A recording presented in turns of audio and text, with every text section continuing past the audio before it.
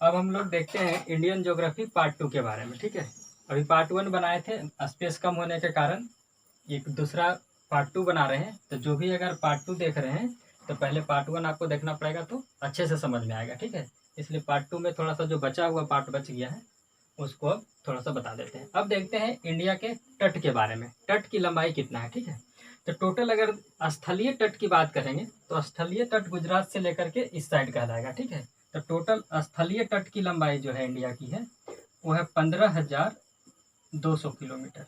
स्थलीय तट यहाँ से लेकर के इधर यहाँ तक, ये स्थलीय तट की लंबाई है। और अगर इसका देखा जाए तटों की लंबाई क्या होगा जल के साथ, तो जलीय ये तट की लंबाई ये है गुजरात से लेकर के बांग्लादेश तक, ये गुजरात से लेकर के पश्चिम बंगाल तक। तो ये लंबाई पड़ता है आपका 6100 किलोमीटर। ठीक है, तट की लंबाई। अगर देखा जाए तटों के साथ साथ अगर दो द्वीप है इंडिया का, एक यहाँ पे लक्षद्वीप और यहाँ पे अंडमान निकोबार द्वीप समूह, अगर दोनों तटों ये दोनों द्वीपों को भी अगर जोड़ लिया जाए तट की लंबाई, तो टोटल जो तट की लंबाई हो जाएगी ये गुजरात से लेकर के पश्चिम बंगाल और लक्षद्वीप और ये हो गया आपका अंडमान निकोबार द्वीप समूह, टोटल तट की लंबाई हो जाएगा अगर पूरा लिखा जाए तो ये हो जाएगा 7,516 किलोमीटर। टोटल इंडिया की तट की लंबाई अगर ऐड किया जाए, इंडिया की ये टोटल लंबाई और द्वीपों सहित तट की लंबाई अगर देखेंगे, द्वीपों सहित तट की लंबाई, तो ये हो जाएगा 15,200 स्थलीय सीमा प्लस 7,516, यानी कि यह जाएगा 22,716 किलोमीटर। संपूर्ण ये दोनों द्वीप का भी अगर तट को ऐड कर ले और भारत की जो टोटल तटीय लंबाई है उसको देख लिया जाए स्थल और जल का तट, तो हो जाएगा 22,716 किलोमीटर। सिर्फ भारत का बाउंड्री के बारे में अगर पूछे, भारत का सिर्फ दोनों तट को छोड़ करके, तब यह जाएगा 15 और 6, ठीक है, इतना लंबाई हो जाएगा 21,300 किलोमीटर। लेकिन दोनों द्वीप को भी अगर ऐड कर देंगे तो हो जाएगा 22,716 किलोमीटर। ठीक है, ये हो गया तटों की लंबाई। उसके बाद देखते हैं कि भारत जो है कितना राज्य है जो तट के द्वारा सटा हुआ है, मतलब जल के द्वारा। तो तट के द्वारा अगर देखें तो भारत कितने राज्य तट से सटा हुआ है, तो यहाँ से देख रहे हैं कि इस साइड यहाँ से जल के द्वारा सटा हुआ है। इधर आपका पड़ जाएगा, इधर पड़ जाएगा अरब सागर और इधर पड़ जाएगा बंगाल की खाड़ी। तो अरब सागर से कितना कितना अब टोटल हो जाएगा, इधर हिंद महासागर है। तो तटों की लंबाई हो जाएगा, यहाँ गुजरात है, महाराष्ट्र है, गोवा है, कर्नाटक है, केरल है, इधर 5 और इधर देखेंगे तमिलनाडु, आंध्र प्रदेश, उड़ीसा और पश्चिम बंगाल। टोटल 9 राज्य हैं, जो टोटल 9 राज्य जो है वो तट से सटा हुआ है। ठीक है, इधर से देख रहे हैं तमिलनाडु, अरुणाचल प्रदेश, उड़ीसा और पश्चिम बंगाल, ये पूर्वी तट है। पूर्वी तट के द्वारा 4 राज्य सटे हुए और पश्चिमी तट के द्वारा 5 राज्य सटे हुए, केरल, कर्नाटक, गोवा, महाराष्ट्र और गुजरात। ये याद रखना आपको। अब यहाँ से पूछता है कि भारत का ऐसा कौन सा राज्य है जो सबसे अधिक तटों से घिरा हुआ है, तो पड़ेगा गुजरात। गुजरात भारत का एक राज्य है जो सबसे अधिक तटों से घिरा हुआ है। ठीक है, दूसरा अगर पूछेगा तो दूसरा है अरुणाचल प्रदेश, सबसे अधिक तटों से सीमा बनाता है। ठीक है, तो अगर पूछे भारत में कौन सा होगा, गुजरात, और पूछे दक्षिण भारत में कौन सा सबसे अधिक बनाता है, तो आंध्र प्रदेश। और पूरे भारत में आंध्र प्रदेश दूसरा सबसे अधिक तट की सीमा बनाता है। ये 2 क्वेश्चन यहाँ से हो गया। ठीक है, और एक क्वेश्चन देखते हैं, यहाँ से पूछा जा सकता है कि भारत का कितना ऐसा राज्य है जो 3 देशों के साथ सीमा बनाता है। कुछ ऐसा राज्य है जो 3 देशों के साथ सीमा बनाता है। जैसे में अगर देखा जाए जम्मू कश्मीर, जम्मू कश्मीर देख रहे हैं तो ये सीमा बना रहा है अफगानिस्तान के साथ भी, पाकिस्तान के साथ भी और चाइना के साथ भी। तो जम्मू कश्मीर ऐसा राज्य है जो 3 देशों के साथ सीमा बनाता है। उसी टाइप से अगर यहाँ देखा जाए सिक्किम, सिक्किम जो है नेपाल के साथ भी बना रहा है, भूटान के साथ भी बना रहा है, चाइना के साथ भी सीमा बना रहा है। उसी टाइप से एक और राज्य है पश्चिम बंगाल। पश्चिम बंगाल जो है नेपाल के साथ भी सीमा बना रहा है, भूटान के साथ भी सीमा बना रहा है और बांग्लादेश के साथ भी सीमा बना रहा है। तो ऐसा 3 राज्य है, 3 राज्य ऐसा है, 3 राज्य जो 3 देशों के साथ सीमा बना रहा है। 3 देशों के साथ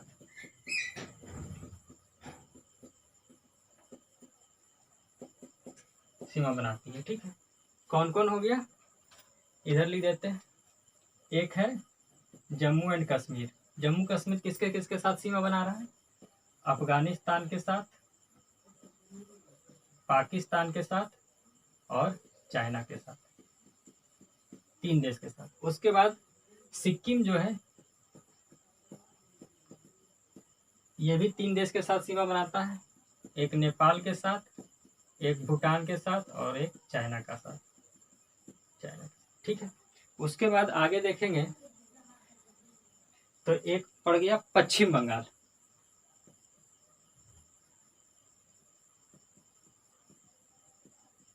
बंगाल भी जो है, पश्चिम बंगाल जो है 3 देशों के साथ सीमा बनाएगा, किसके किसके साथ, नेपाल के साथ, भूटान के साथ और बांग्लादेश।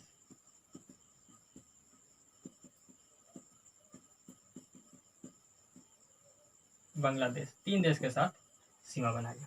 ये आपको याद रखना, क्वेश्चन पूछ सकता है कभी भी। इसके बाद और देखते हैं कि कर्क रेखा भारत के कितने राज्यों से होकर के गुजरती है। ठीक है, तो कर्क रेखा की बात करते हैं तो देखते हैं, कर्क रेखा जो है भारत में 8 राज्यों से होकर के गुजरती है।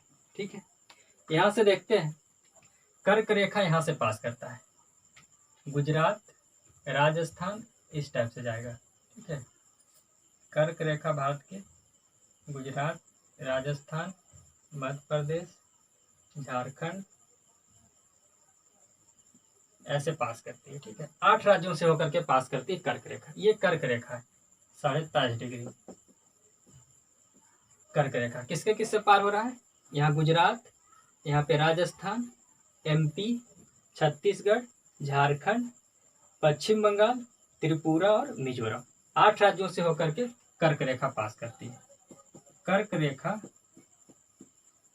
8 राज्यों से पास करती है। कौन कौन है, गुजरात मैप में दिख रहा है, राजस्थान, उसके बाद MP, उसके बाद छत्तीसगढ़,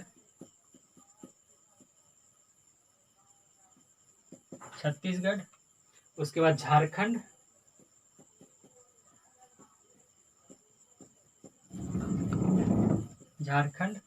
उसके बाद पश्चिम बंगाल,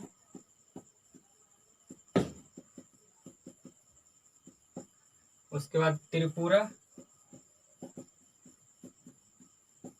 और एक पड़ जाएगा मिजोरम। 8 राज्यों से होकर के कर्क रेखा पास करती है। हमेशा क्वेश्चन पूछता है। एक क्वेश्चन यहाँ से बन सकता है कि ऐसा कौन सा राज्य है जिसकी राजधानी कर्क रेखा पे पड़ती है। तो यहाँ पे एक दिखाए डॉट डॉट एक लाइन दिख रहा है। ठीक है, ये है झारखंड की राजधानी रांची। रांची जो है कर्क रेखा पे पड़ता है। 8 राज्यों में झारखंड की एक राजधानी रांची है जो कर्क रेखा से गुजरती है, 20 से होकर के। तो अगर क्वेश्चन पूछे कि कौन सा राज्य की राजधानी है जो कर्क रेखा पे है, तो हो जाएगा झारखंड की राजधानी रांची। रांची जो है कर्क रेखा से पास करती है। ये हो गया। उसके बाद बात करते हैं भारत में एक जो देशांतर रेखा खींचा गया है 82.5 डिग्री, जो अंतर तिथि रेखा भारत के लिए गया है, जो कि यूपी के नैनी से पास करता है। तो देखते हैं कि भारत के कितने राज्यों से होकर के पास करती है 82.5 डिग्री देशांतर रेखा, जो कि भारत में डेट के लिए किया गया, अंतर्राष्ट्रीय रेखा घोषित किया गया भारत के लिए। तो देखते हैं कि भारत में 82.5 डिग्री देशांतर रेखा जो है कितने राज्यों से पास करती है। तो 82.5 डिग्री देशांतर जो है 5 राज्यों से होकर के पास करती है यहाँ से। ठीक है, 82.5 डिग्री देशांतर आपका यहाँ से लगभग पास करेगा। ठीक है, ऐसे पास करेगा 82.5 डिग्री देशांतर, इस टाइप से 5 राज्यों से होकर के पास करेगी, यूपी, MP, छत्तीसगढ़, उड़ीसा और आंध्र प्रदेश। यह है 82.5 डिग्री पूर्वी देशांतर।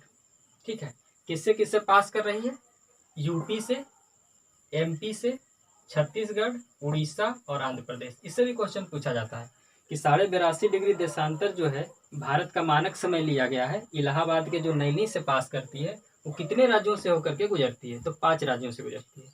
इसमें ऑब्जेक्टिव भी क्वेश्चन पूछ सकता है, 4 राज्य चुनने दे देता है, उसमें पूछ देगा कि कौन सा राज्य इससे पास नहीं होकर गुजरता है। आपको तेलंगाना दे सकता है, ठीक है, यहाँ पे आपका महाराष्ट्र ऑप्शन में दे करके आपसे क्वेश्चन पूछ सकता है। तो ये 5 राज्य आपको याद रखना है। कर्क रेखा 8 राज्यों से होकर के गुजरती है और 82.5 डिग्री जो देशांतर रेखा है, जो भारत का मानक समय है, ये 5 राज्यों से होकर के पास करती है, ठीक है। अब देखते हैं कि भारत में सबसे बड़ा राज्य कौन सा है। क्षेत्रफल की दृष्टि से देखा जाए तो भारत का सबसे बड़ा राज्य और सबसे छोटा राज्य कौन सा है। तो क्षेत्रफल की दृष्टि से देखा जाए तो भारत का सबसे बड़ा राज्य है राजस्थान। क्षेत्रफल की दृष्टि से अगर देखें तो सबसे बड़ा राज्य है राजस्थान, ठीक है। उसके बाद पड़ता है एमपी, उसके बाद महाराष्ट्र,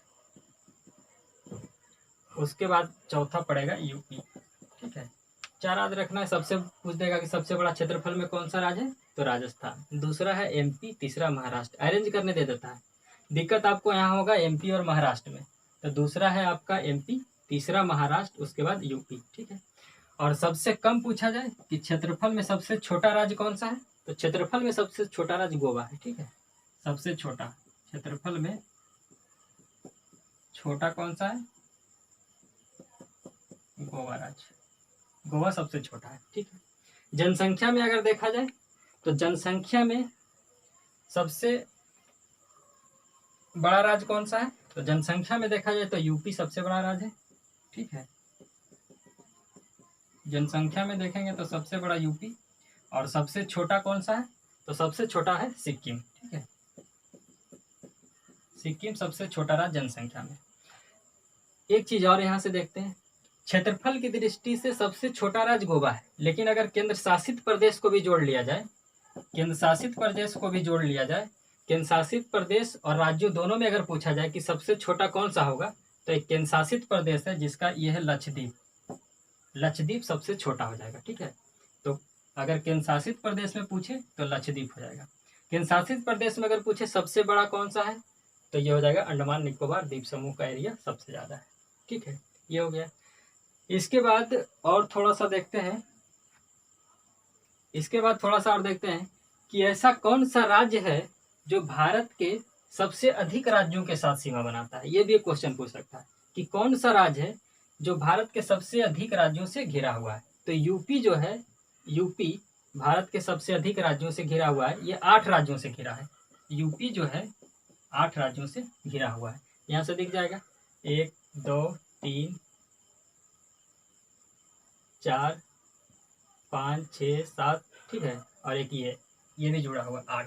कौन कौन हो गया, यहाँ से हो जाएगा उत्तराखंड, हिमाचल प्रदेश, हरियाणा, राजस्थान, एमपी, छत्तीसगढ़, झारखंड और बिहार। 8 राज्यों से होकर के 8 राज्यों से सीमा बनाता है यूपी। यहाँ पे ये भी एक सीमा बना रहा है, ठीक है।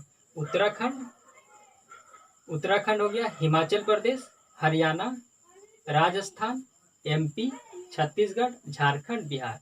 यहाँ पे दिल्ली अगर देख लिया जाए तो दिल्ली भी हो जाएगा, लेकिन दिल्ली केंद्र शासित प्रदेश है। केंद्र शासित प्रदेश को भी अगर ऐड कर देंगे तो 9 हो जाएगा, ठीक है।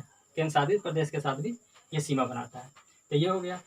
उसके बाद और आगे देखते हैं। अब देखते हैं कि भारत जो है कुछ कुछ देशों के साथ सीमा बनाता है, उससे भी क्वेश्चन पूछ देता है कि कौन से देश के साथ सीमा का कौन सा नाम है, ठीक है। तो भारत जो पाकिस्तान के साथ सीमा बनाता है उसको बोलते हैं रेड क्लिफ।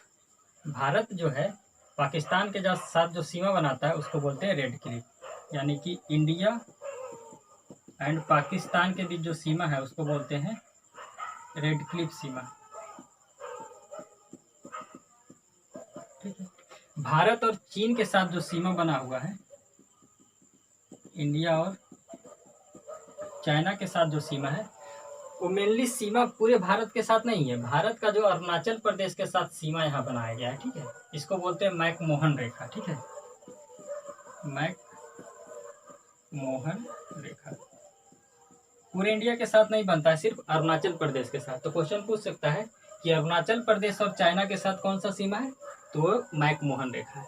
एक है भारत और पहले अफगानिस्तान के साथ सीमा था, जिसको बोलते थे डुरंड रेखा। पहले था यहाँ पे एक लाइन था भारत और ये लाइन जो यहाँ से गया है, ये लाइन था डुरंड रेखा है।